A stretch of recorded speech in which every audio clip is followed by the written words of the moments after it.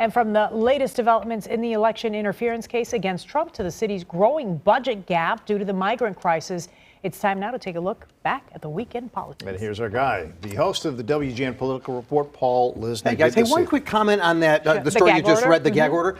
It would have to be a very narrow gag order. And just so you know, that the Department of Justice requested, they say like 6 times, narrowly. They understand they're dealing with political speech. And so they're basically saying you just can't go after the judge, you can't go after the witnesses and all that. But they're very careful to say narrow. There's already been a history, right, of tweets. Well, there already is a history, and the judge has already warned the president previously that you do this, and the consequence might be an earlier trial date. This kind of thing, if she grants it, you know, he's already signed off on those things. It'll be interesting to see what happens. All right, we'll get to more of all that stuff, but let's focus in on city finances.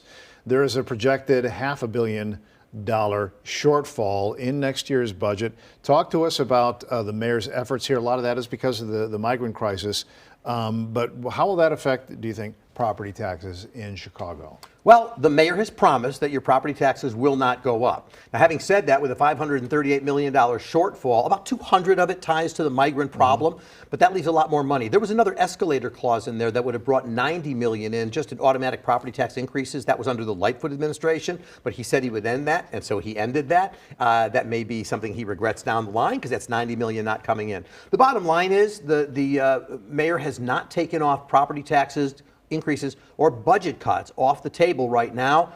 In looking at this, and it's hard to believe that we can get through this without both of those things happening over time coming up. I just don't see how he avoids both increases and budget cuts. Yeah, and in the meantime, that shortfall is going to get worse and worse, right? Because the migrant problem, you're right, Loris, the migrant problem growing and growing with costs. How are we paying for these tents? What about winter and all of that? Okay, let's move to the national stage. Kevin McCarthy started an impeachment inquiry without a House vote, something he said that he wouldn't do, so that's caused some issues there. Yeah, September 1st, he says he wouldn't do this unless the People's House took a vote for impeachment. Well, here's what happened. He didn't have the votes. So because he didn't have the votes for it, he then decided, and in a public statement, he said, Nancy Pelosi changed the rules. Nancy Pelosi didn't change this rule. And so he just decided to go ahead, and he gave his reasoning for doing the inquiry. And there are Republicans certainly who stand behind it. We should have the inquiry. We should explore. You know, that's all fine. But it's interesting that he took a step away from saying how he was going to do it and handled it differently by simply imposing it. Why is he doing it? Because there are several members, 5, of the Freedom Caucus who basically said, if you don't do that, we are going to shut down the government at the end of the month when it's time for that vote, something else he's trying to balance. But essentially, this is a situation where, you know, Nancy Pelosi had the power to get her caucus in line. Under this speaker, it's really the Freedom Caucus that keeps the speaker in line. Been so divisive. And speaking of political pressure, Hunter Biden charged with gun crimes while filling out his registration here.